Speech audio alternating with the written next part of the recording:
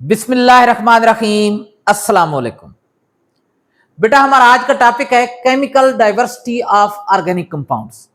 Diversity का क्या मतलब होता है? Large varieties. अगर किसी चीज की बहुत ज्यादा अकसाम हो ना, तो हम लोग कहते हैं it has vast diversity, it has large variety. इसकी बहुत ज्यादा अकसाम है। बेटा ऑर्गेनिक कंपाउंड की डाइवर्सिटी बहुत वसी है। ऑर्गेनिक कंपाउंड की जो टाइप्स हैं, जो तादाद है ना, उनके बारे में सही तो आपको किसी जगह पर लिखा हुआ नहीं मिलेगा, लेकिन साइंटिस्ट की जो एक रफ कैलकुलेशन है ना, उसके मुताबिक इनकी तादाद 20 मिलियन से ज्यादा है। 20 मिलियन बहुत ज्यादा तादाद है ऑर्गेनिक कंपाउंड। अब ऑर्गेनिक कंपाउंड की इतनी ज्यादा वसी डाइवर्सिटी की वजह क्या है? बेटा इसकी दो रीजन है, एक है कैटिनेशन और दूसरा है आइसोमरिज्म। कैटिनेशन क्या है? Self linking property of element. Self linking property of atoms of an element। जैसे कार्बन में सेल्फ लिंकिंग प्रॉपर्टी है। कार्बन का एक एटम दूसरे एटम के साथ, दूसरा तीसरे के साथ, तीसरा चौथे के साथ क्या कर रहा है? कोवलेंट बॉन्ड बना रहा है। तो बेटा कार्बन की ये वाली सेल्फ लिंकिंग प्रॉपर्टी, यानी जिसमें कार्बन के एटम एक दूसरे के साथ कोवलेंट बॉन्ड बनाते हैं, कैटिनेशन कहलाती है। अब बेटा इस कैटिनेशन की वजह से कार्बन के एटम आपस में कोवलेंट बॉन्ड बनाकर लॉन्ग चेन्स बना सकते हैं, लॉन्ग चेन्स बना सकते हैं, ब्रांच चेन बना सकते हैं।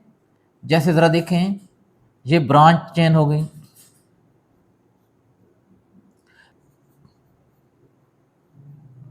Branch chain. तीसरा बेटा रिंग्स बना सकते हैं। जैसे जरा देखें, ये क्या बन गया है? रिंग बन गया। अब बेटा ये जरूरी नहीं है कि जितने मैंने यहां पर कार्बन बनाए हैं चेन के अंदर इतने कार्बन हो। नहीं बेटा, बेटा ये जो कार्बन की लॉन्ग चेन्स बनती है ना, इसमें कार्बन एटम्स की तादाद की कोई लिमिट नहीं होती। 2 एटम की भी चेन हो सकती है, 3 की भी हो सकती है, 10 की भी हो सकती है, और थाउजेंड्स ऑफ कार्बन एटम की भी चेन्स होती है। उसके अलावा बेटा ये जो ब्रांच चेन्स बन रही हैं, इसमें भी कार्बन एटम की कोई लिमिट नहीं होती। इसी तरीके से बेटा ये जो रिंग्स बन रहे हैं ना, इनमें भी कार्बन के एटम की तादाद कोई फिक्स नहीं है। यहां पर मैंने 6 बना दिए, 5 हो सकते हैं, 3 हो सकते हैं, 10 हो सकते हैं, 20 हो सकते हैं। तो बेटा जरा देखें, ये जो चेन्स है ना, या ये जो ब्रांच चेन है, ये जो रिंग्स हैं, ये ऑर्गेनिक कंपाउंड का बेसिक स्केलेटन, बेसिक स्ट्रक्चर होता है। इनके साथ बाकी हाइड्रोजन, हेलोजन, ऑक्सीजन, सल्फर वगैरह के एटम आप जोड़ दें तो क्या बन जाएंगे? Organic compound. अब बेटा कार्बन के एटम को आप अगर जोड़ना शुरू कर दें तो कितने तरीकों से आप जोड़ सकते हैं, हर तरीके से एक नया कंपाउंड बनेगा। बेटा आप कार्बन के एटम को जब जोड़ना शुरू करेंगे ना, तो आप इतनी टाइप्स उसकी बना सकते हैं, इतनी टाइप्स बना सकते हैं कि आप काउंट नहीं कर सकेंगे। तो बेटा ये जो कार्बन के कंपाउंड्स है ना, यानी ऑर्गेनिक कंपाउंड्स, इनकी एक लार्ज डाइवर्सिटी की बड़ी वजह कार्बन की सेल्फ लिंकिंग प्रॉपर्टी है, जिसे कैटिनेशन बोलते हैं। तो कैटिनेशन क्या चीज है बेटा? Self linking property of atoms है। और इसमें जो सरे फहरिस्त है, जिसमें सबसे ज्यादा कैटिनेशन होती है, वो कार्बन में होती है। बेटा कुछ और एलिमेंट भी ऐसे हैं, some other elements, other elements जैसे सिलिकॉन है, बोरोन है, सल्फर है, और भी कुछ ऐसे एलिमेंट हैं। लेकिन बेटा इनकी जो चेन्स बनती है ना, या इनकी जो रिंग्स बनते हैं, उनके अंदर एटम की जो तादाद होती है ना, वो बहुत थोड़ी सी होती है। जैसे सल्फर रिंग बनाती है सिर्फ 8 सल्फर के एटम्स का। शॉर्ट चेन्स बनती हैं, लेकिन कार्बन के अंदर carbon chains can have thousands of, 1000 में नहीं कह रहा, थाउजेंड्स, हजारों ऑफ कार्बन एटम्स। तो इसका मतलब ये हुआ कि कैटिनेशन के लिहाज से कार्बन का कोई और एलिमेंट मुकाबला नहीं कर सकता। No one element can compete carbon in this regard. In this regard क्या मतलब? कैटिनेशन। तो बच्चों बस ये तीन बातें ही तो लिखनी है। पहली कैटिनेशन की डिफिनीशन, क्या मतलब है? Self linking property of an element या of carbon with other carbon atoms to form long chain, branch chain और रिंग इज कॉल्ड कैटिनेशन। फिर उसके बाद क्या लिखना है बेटा? Some other elements can also show the property of catenation but their chains are short ones. उनकी chain क्या होती है? छोटी छोटी सी होती है। No other element can compete carbon in this regard. तीसरी बात ये लिख देनी। अब बेटा दूसरी वजह जिसकी वजह से ऑर्गेनिक कंपाउंड की तादाद बहुत ज्यादा है वो आइसोमरिज्म है। आइसोमरिज्म क्या होते हैं बेटा? ऐसे ऑर्गेनिक कंपाउंड जिनका मॉलिक्यूलर फार्मूला सेम होता है। Compounds with number one same molecular formula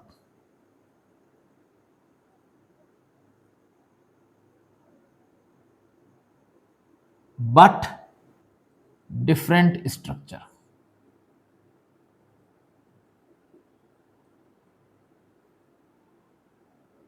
are called isomers of each other, are called isomers of each other, and this phenomena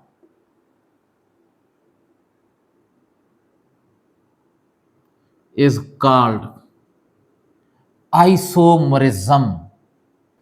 बेटा आइसोमर्स क्या होते हैं? आइसोमर्स की दो खूबी होती हैं, मॉलिक्यूलर फार्मूला सेम, स्ट्रक्चर आपकी बुक में लिखा हुआ है arrangement of the atoms. Arrangement of the atoms को स्ट्रक्चर तो बोलते हैं कंपाउंड का। तो स्ट्रक्चर या अरेंजमेंट ऑफ द एटम्स क्या होती है? डिफरेंट होती है। तो ये कंपाउंड एक दूसरे के कहलाते हैं आइसोमर्स, और ये फिनोमेना क्या कहलाता है? आइसोमरिज्म। आप जैसे जरा देखें बच्चों, मैंने एक एग्जांपल दी है पेंटेन की। पेंटेन आपकी बुक में दी गई है ब्यूटेन की, तो मैंने कहा पेंटेन की अगर आप समझ लेंगे तो ब्यूटेन की खुद ब खुद समझ आ जाएगी।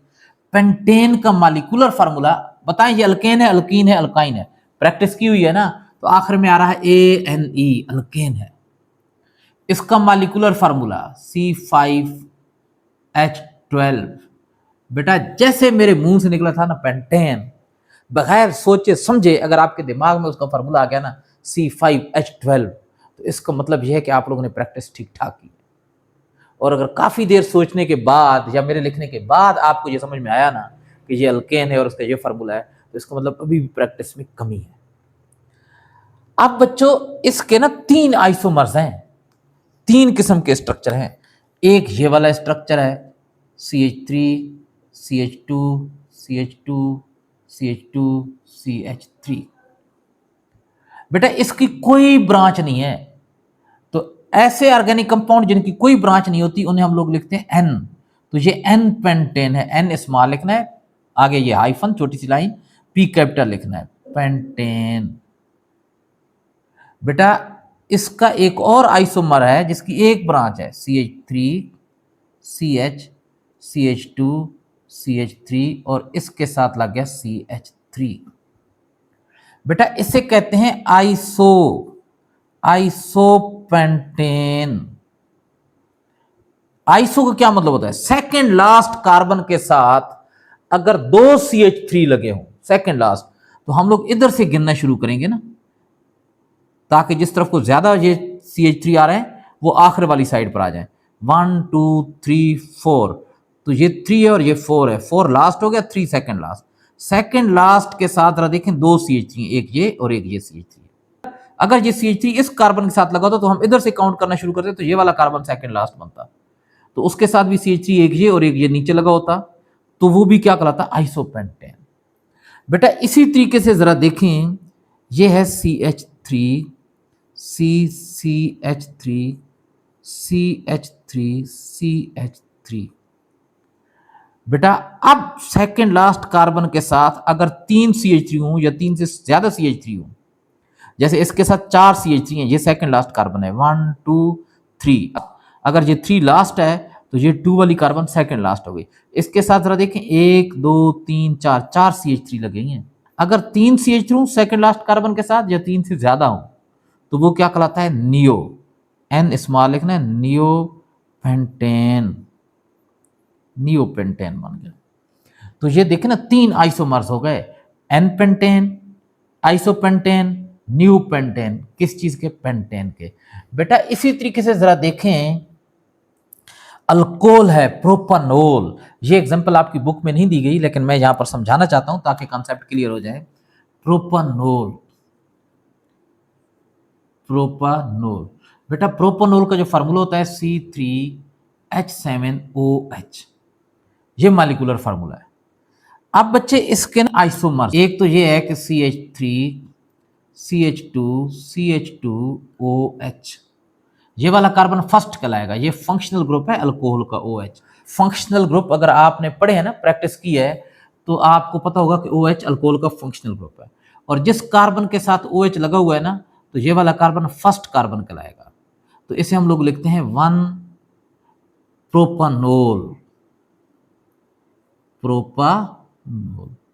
अब बच्चों जरा देखें आगे दूसरे वाला CH3 CH3 इसके साथ OH। अब बेटा अगर मैं इस कार्बन को 1 कह रहा हूं तो ये कार्बन 2 हो जाएगी और कार्बन 2 के साथ OH लगा हुआ है, तो इससे मैं लिखूंगा 2 प्रोपानोल, 2 प्रोपानोल। अब बेटा ये दो इसके आइसोमर्स हैं, मॉलिक्यूलर फार्मूला दोनों का सेम है लेकिन स्ट्रक्चर दोनों के डिफरेंस हैं। किस चीज का फर्क है बेटा, ये जो फंक्शनल ग्रुप है इसकी पोजीशन का फर्क है। ये वाले कंपाउंड जिनके मॉलिक्यूलर फार्मूला सेम है लेकिन स्ट्रक्चर डिफरेंट है, क्या कहलाएंगे, आइसोमर्स कहलाएंगे। इसी तरीके से अल्कीन के भी आइसोमर्स होते हैं। अब मैं इसको मिटाकर अल्कीन के आइसोमर्स आपको समझा देता हूं। अल्कीन, अल्कीन में आपको पता है डबल बॉन्ड होता है।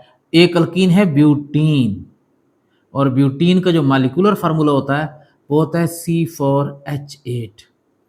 बेटा आप जरा देखें, ये हमारे पास एक अल्कीन है CH2 double bond CH CH2 CH3, और एक ये अल्कीन है CH3 CH double bond CH CH3। बच्चों क्या आप इन दोनों के नाम लिख सकते हैं? हाँ, प्रैक्टिस की है ना अल्कीन के नोमेनक्लेचर की, तो बताएं इसका क्या नाम होगा। ये भी ब्यूटीन है, 4 कार्बन है तो ब्यूट, 4 कार्बन के लिए स्टेम वर्ड या रूट वर्ड ब्यूट। अल्कीन है तो आखिर में इन। कैसे पता चला अल्कीन है, डबल बॉन्ड आ गया। अब डबल बॉन्ड की पोजीशन, ये कार्बन 1 है, ये कार्बन 2 है, 1 और 2 के दरमियान है तो छोटा नंबर 1 है, तो पोजीशन हम क्या लिखेंगे, 1 ब्यूटीन। बेटा इसका नाम भी ब्यूटीन होगा, 4 कार्बन है ना, 1 2 3 4, 4 कार्बन के लिए स्टेम वर्ड ब्यूट, और डबल बॉन्ड है क्या मतलब अल्कीन है तो ब्यूटीन। अब डबल बॉन्ड की पोजीशन कार्बन 1 2 3, 2 और 3 कार्बन के दरमियान है, 2 और 3 में से स्मॉलेस्ट नंबर 2, तो जरा देखें 2 ब्यूटीन।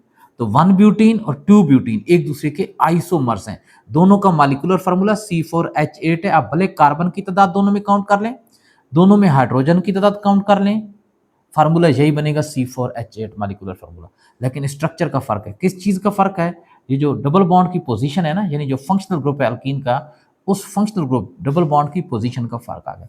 बेटा बाकी भी जितने कंपाउंड हैं सबके आइसोमर्स होते हैं, तो आइसोमरिज्म की वजह से भी जरा देखिए ना प्रोपानोल, अब आइसोमरिज्म की वजह से एक नहीं 2 किस्म के हैं, टाइप्स बढ़ जाती हैं। ब्यूटानोल होता तो उसकी ज्यादा टाइप्स हो जाती, 2 नहीं उससे ज्यादा टाइप्स हो जाती, पेंटानॉल की और ज्यादा हो जाती।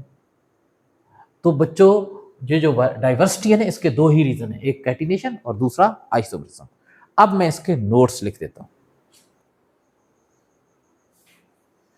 ये रहे बेटा इस टॉपिक के नोट्स। आज की क्लास में इतना ही, मिलेंगे इंशाल्लाह अगली क्लास में। अल्लाह हाफिज।